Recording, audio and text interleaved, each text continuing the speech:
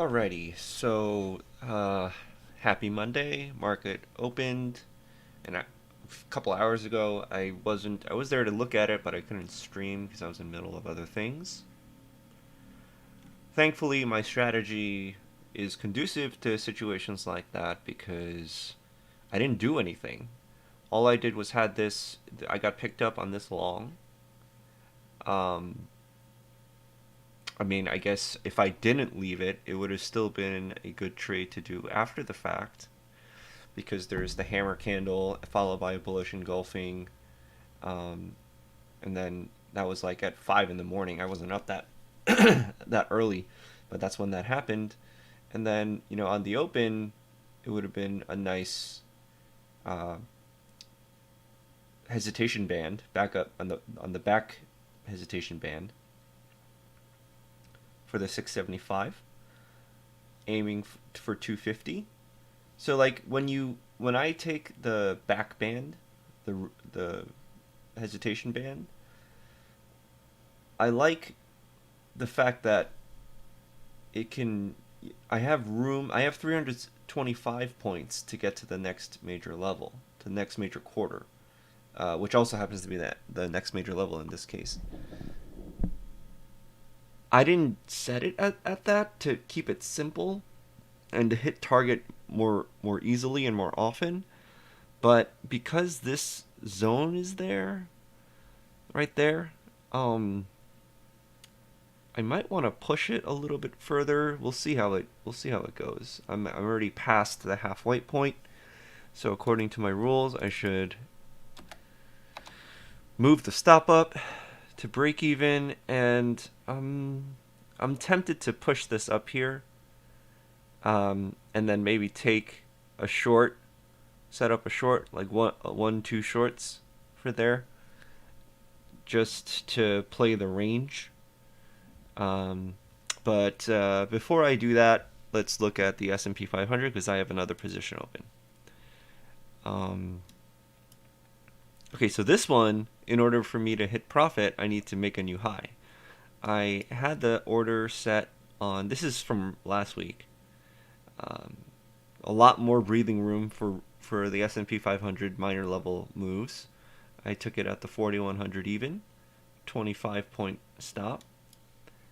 The same hammer candle that formed on the US 30 formed on the S&P 500 hammer followed by a bullish engulfing. That's a nice formation on a significant level at a significant price point, on in this case a minor level, and in the case of the Dow, major quarter. Either way, that's when you get a candle formation on one of those significant levels. I like it. There's an edge there, and the open of the mark, or the I guess the 10 o'clock reversal, brought it all the way down, tested it, and stopped out anybody that had their stops way too close from seeing that. Um, but this one, this is gonna take a while. Unless we see something crazy, it would have to climb up and reach new highs for me to hit profit. So the S&P is definitely slower moving, and I want to continue to look at it. I want to continue to experiment with it.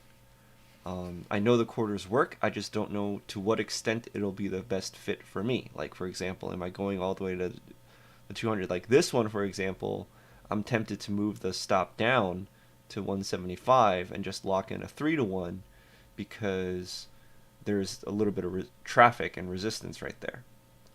And in order for me to complete a full level, which is 4 quarters, I would have to make a new high, which is not always the easiest thing to do. Like, when was the last time we were at 4,200? It was last summer. A lot has changed since last summer.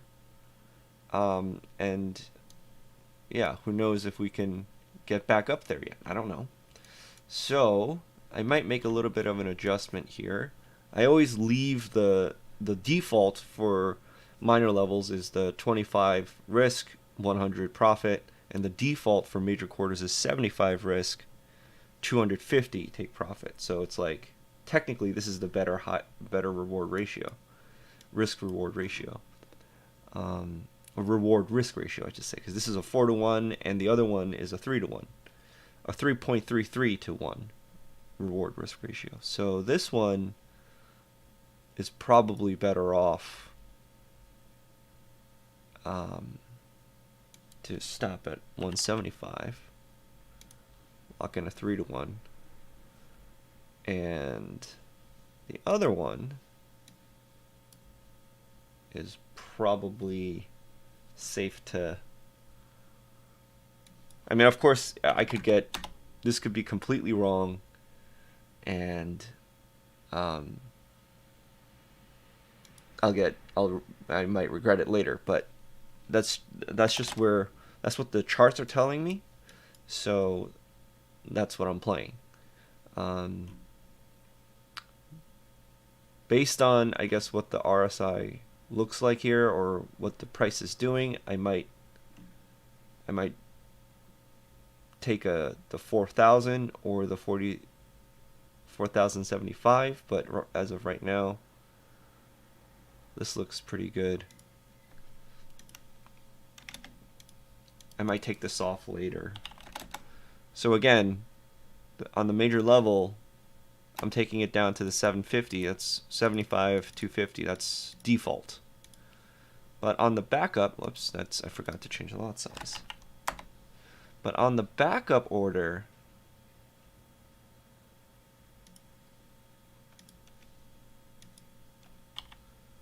you can push to 325, and with keeping your, let me rephrase that.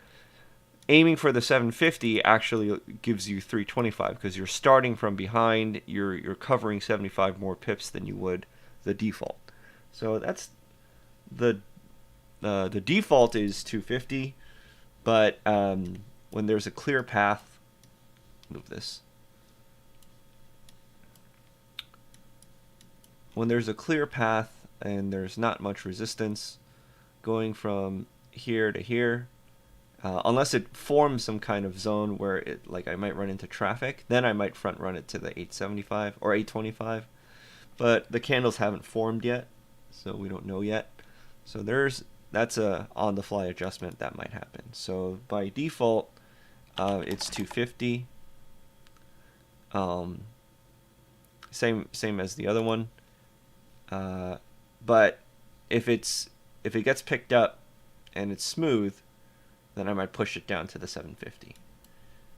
But this is for in case when I'm not there at all to look at any of this stuff. And yes, of course, this could just blast right through, make a new high, and all that stuff. I'll lose 2 trades in a row. But you know, I mean, I'd be more upset if I missed out on a win than taking the loss, typically. The downside to that is that, you know, I leave myself open to over trading, so that's what happened with my losing streak before, and that's what I need to keep in check for now, until I pass this evaluation, or I hit at least the halfway point of passing the evaluation. But that's it for